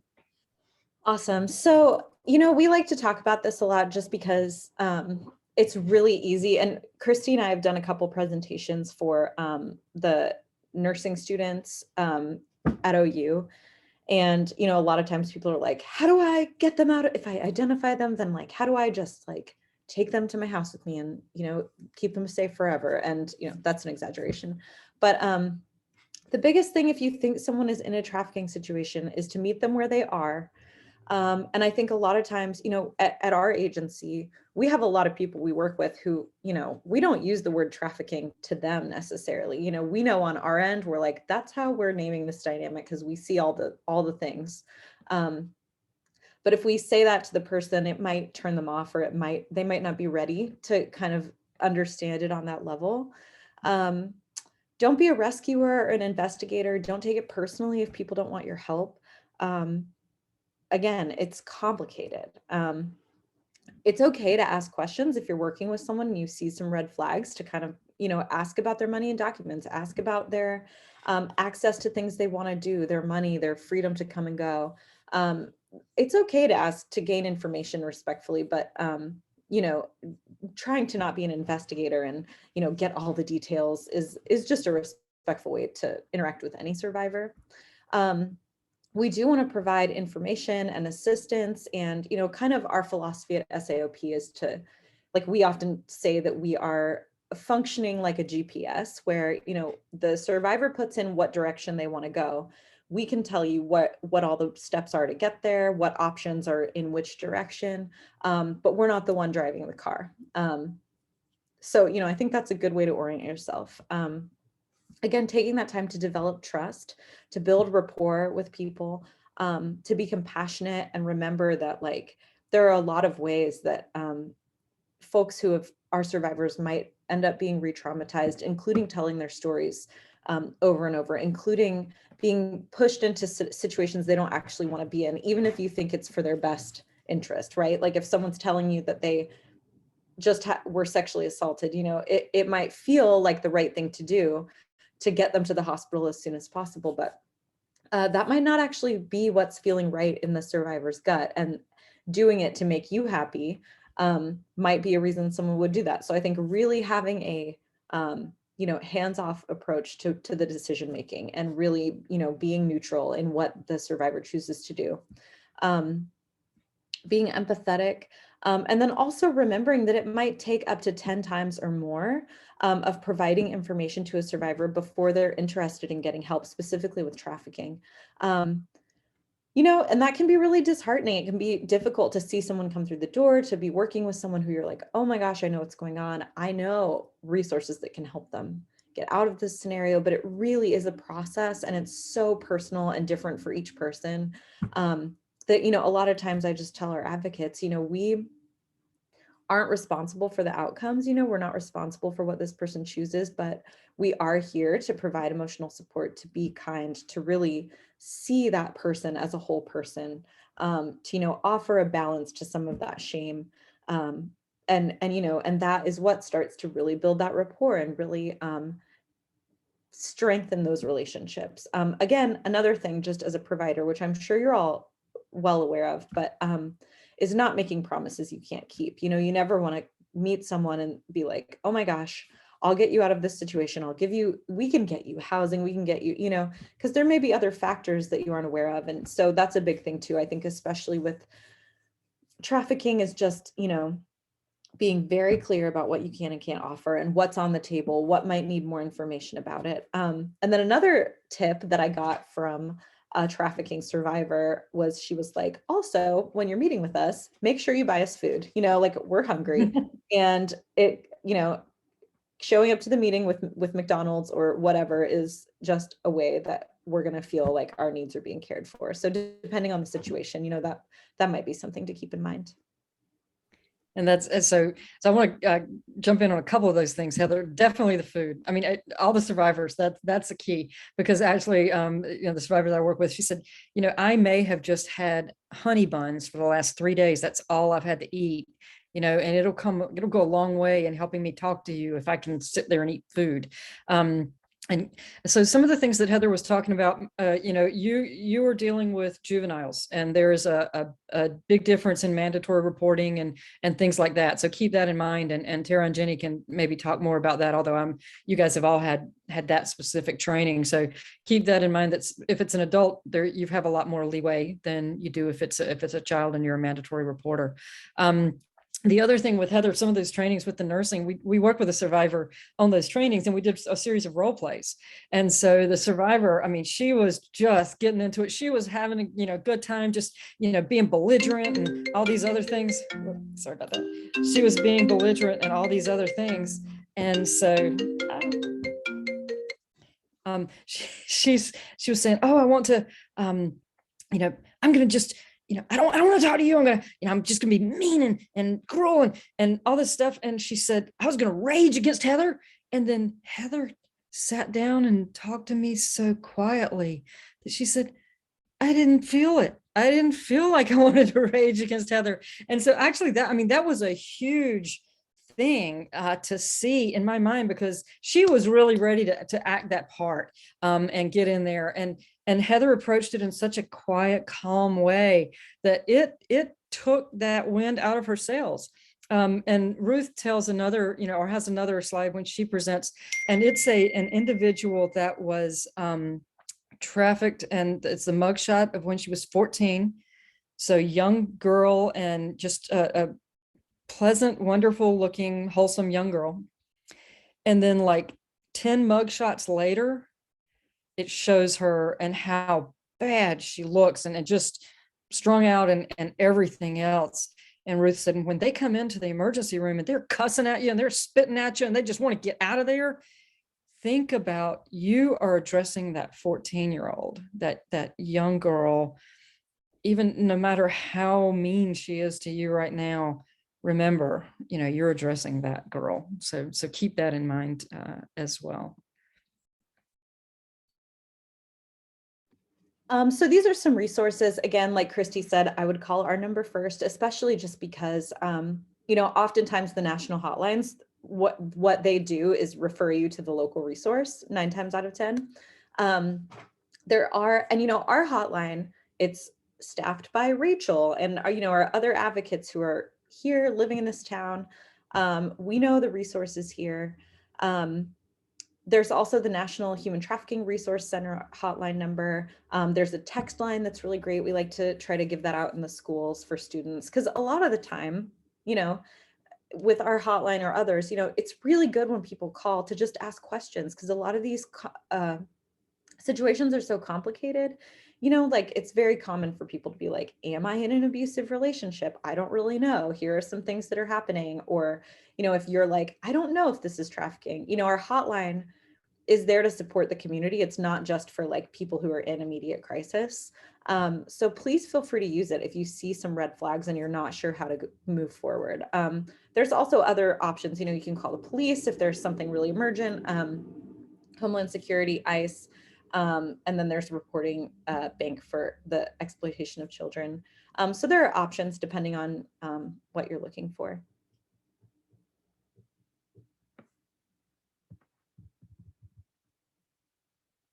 So Heather and Rachel, tell us more about what Survivor Advocacy Outreach Program offers and some of the things that you're doing in the area.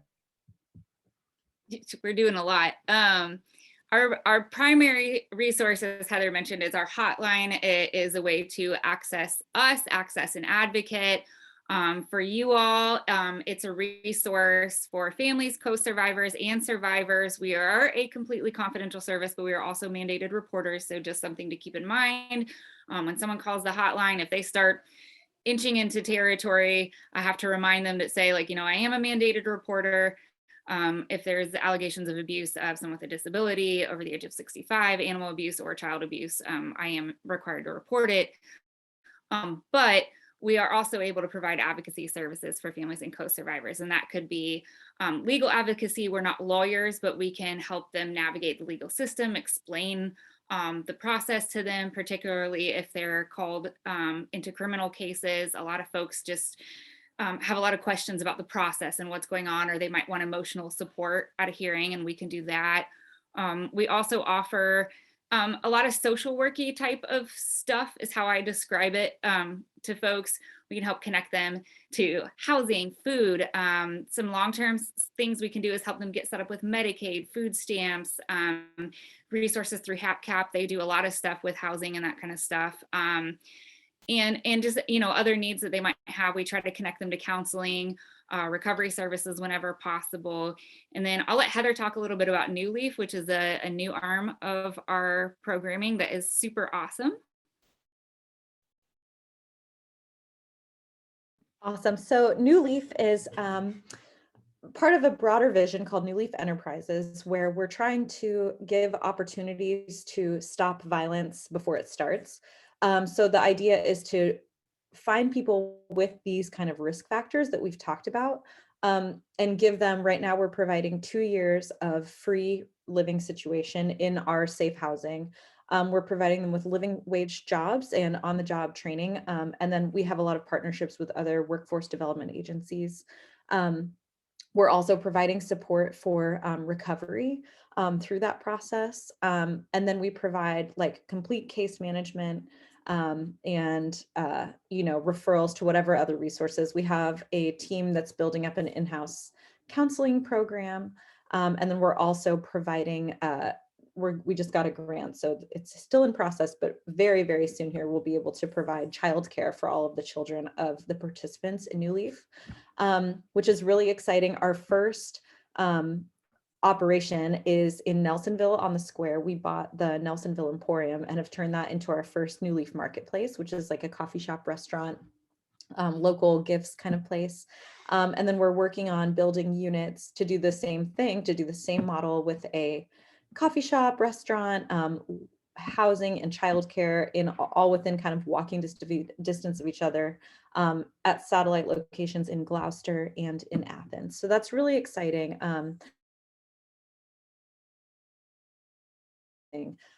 That might be more appropriate for other survivors who aren't ready for New Leaf.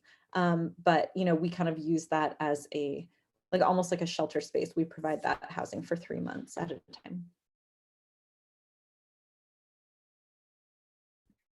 Those are so exciting. That is so exciting, because one of the things that, I mean, we need housing so badly in those areas. So I'm so excited to hear about that.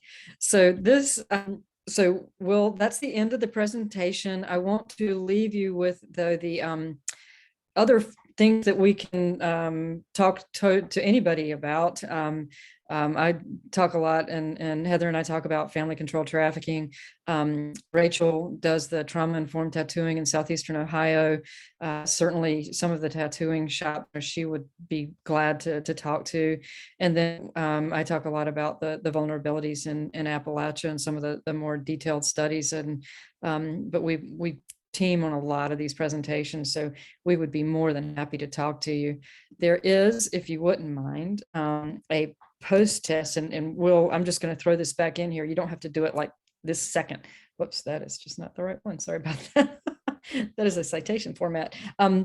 If Tara, can you copy and paste that link? It what didn't copy for me in there, but in the rest of the PowerPoint, what's left here is if Tara will share with you afterwards, there's a couple of really good resources, a couple of YouTube videos that are great for teenagers. This one particularly for teenagers. This is The Making of a Girl.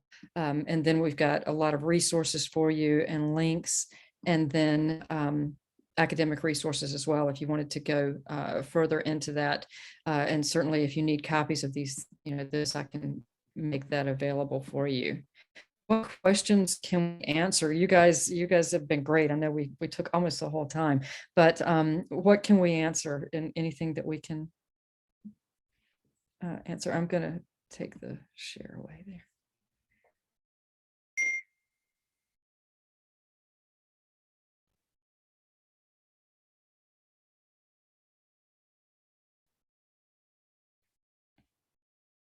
Thank you, Kara.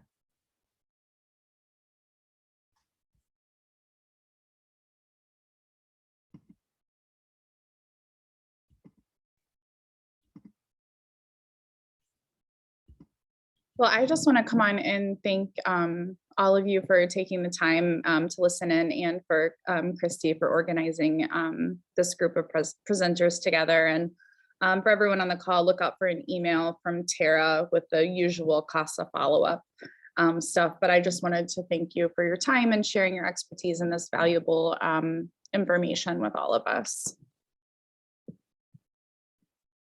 Thank you, everybody. We really appreciate you being here. Please reach out to any of us. The contact information is on the front of the PowerPoint. Be glad to work with you in any way possible.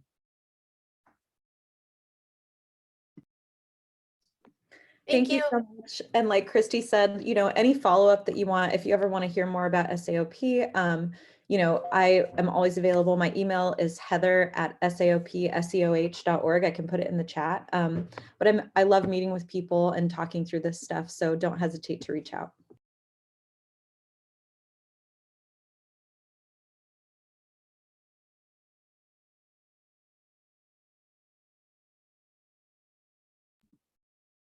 And you all, if you ever have a family that you feel you want to reach out directly to an advocate about, you're more than welcome to email me as well, or reach me with any questions you have.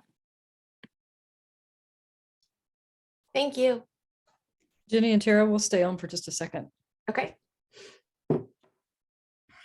Yeah, I have a teen who is going to be aging out of foster care, who I just might refer for you as a resource. Just she's unfortunately been in residential care since she entered foster care, but human trafficking was definitely happening to her